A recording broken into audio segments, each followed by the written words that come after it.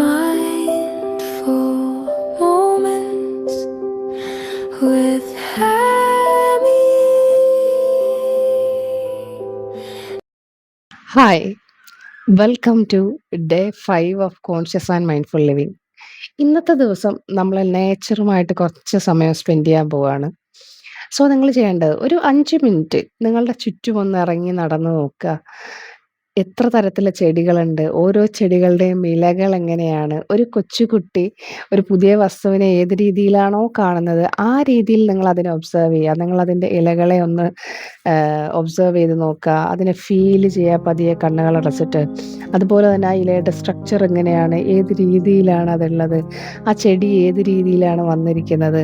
ഇനി മരങ്ങളാവട്ടെ, നിങ്ങൾ അതിൻ്റെ ഇലയെ തിരിച്ചറിയുക. ഓക്കെ, ആ കാറ്റടിക്കുമ്പോൾ ആ ഇലകൾ അനങ്ങുന്ന ഒരു താളമുണ്ട്, ഒരു പ്രത്യേക താളത്തിലാണ് അത് അനങ്ങുന്നത്. അതിനെ ഫീൽ ചെയ്യുക.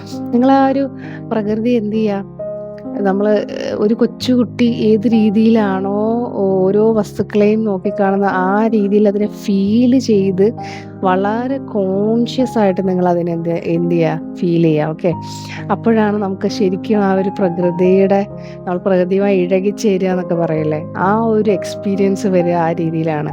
അപ്പം നിങ്ങൾ ഇനിയിപ്പം ചെടികൾ ഇല്ല, പുറത്തൊന്നും ചെടികളില്ല എന്നുള്ളവരാണെങ്കിൽ പോലും ഒരു ചെടിയെങ്കിലും നമ്മുടെ വീട്ടിൻ്റെ ഉള്ളിലെങ്കിലും നമ്മൾ വെച്ചിട്ടുണ്ടാവും. അതിനെ നിങ്ങൾ എക്സ്പീരിയൻസ് ചെയ്യുക.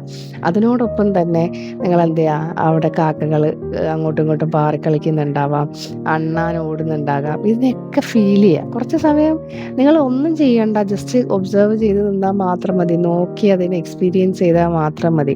നിങ്ങൾ ചെയ്യേണ്ടത് വളരെ മൈൻഡ്ഫുള്ളായിട്ട്, വളരെ കോൺഷ്യസ് ആയിട്ട് ഓരോ മൂമെൻറ്റിനെയും അനക്കങ്ങളെയും ഫീൽ ചെയ്ത് ചെയ്യുക എന്നുള്ള മാത്രമേ ഉള്ളൂ. ഓക്കെ, സോ ആ എക്സ്പീരിയൻസ് നിങ്ങൾ എന്ത് ചെയ്യുക, നിങ്ങൾ കമൻറ്റ് ബോക്സിലിടാം. Okay, thank U.